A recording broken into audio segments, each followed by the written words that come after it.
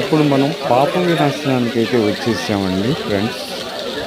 ఇక్కడ ఈ జలం నెత్తి మీద జల్లుకున్నా ఇక్కడ స్నానం ఆచరించినా మనకి పాపాలన్నీ సర్వపాపాలు పోతాయని వ్యక్తుల ప్రగాఢ నమ్మకం.